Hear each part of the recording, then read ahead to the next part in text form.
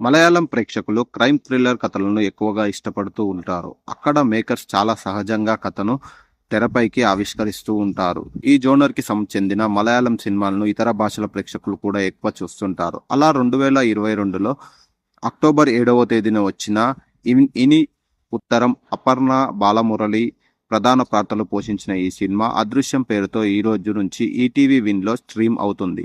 ఈ సినిమా ఎలా ఉందో చూద్దాం. జానకి, అశ్విన్ ప్రేమించుకుంటారు. జానకి డాక్టర్‌గా పనిచేస్తూ ఉంటుంది. అశ్విన్ వైల్డ్ లైఫ్ ఫోటోగ్రాఫర్‌గా పనిచేస్తూ ఉంటాడు. ఇద్దరు కూడా సాధ్యమైనంత త్వరగా పెళ్లి చేసుకోవాలని నిర్ణయించుకుంటారు.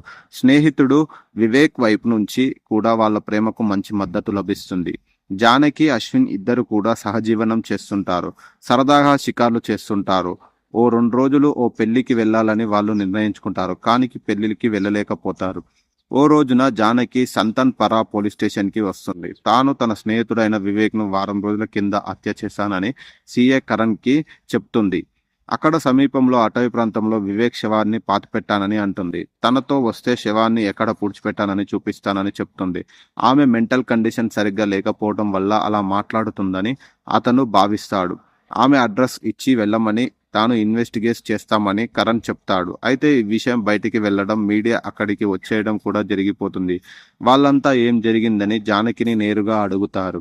తాను తన స్నేహితుడైన వివేక్‌ని హత్య చేశానని, అడవిలో పూడ్చిపెట్టిన చోటు చూపిస్తానని చెబుతూ ఉంటే సీఐ కరణ్ పట్టించుకోవడం లేదని జానకి చెబుతుంది. ఈలోగా ఫామ్ హౌస్ నుంచి వారం రోజుల క్రితం వివేక్ అనే వ్యక్తి మిస్ అయిన విషయం సీఐ కరణ్‌కి సమాచారం అందుతుంది.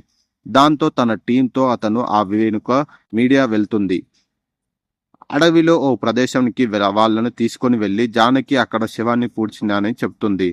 ఆ హత్యలో ఎవరైనా సహకరించారని మీడియా అడుగుతుంది. తానే సహకరించానని, హత్య చేసింది సీఐ కరణ్ అని మీడియాతో చెప్తుంది. ఆ మాటలు అంతా ఒక్కసారిగా ఉలిక్కి పడిపోతారు. సీఐ కరణ్ కూడా నివ్వెరపోతాడు. తాను నిజమేనని చెప్తానని అక్కడ పబ్లిక్ తోనూ జానకి అంటుంది. విచారం చెబితే నిజాలు బయటకి వస్తాయని చెబుతుంది. సీఐ కరణ్ కేంద్ర మంత్రి దినేశన్ కి నమ్మిన బంటు. దినేశన్ అండదండలు కోరుకున్న ఆఫీసర్ ఎస్పీ ఇలవన్సన్ కరణ్ కు ఆ కేసులో చిక్కుకోకుండా కాపాడుకుంటుంటాడు. కానీ జానకి చెప్పినట్లుగానే ఆ ప్రదేశంలో శవం బయటపడుతుంది. ఊహించని విధంగా మరో శవం కూడా బయటపడుతుండటంతో అంతా బిత్తరపోయారు. ఆ 2 శవాల్లో ఏది కూడా వివేక్‌ది కాదని తేలటంతో పోలీస్ డిపార్ట్మెంట్ కంగుతింటారు.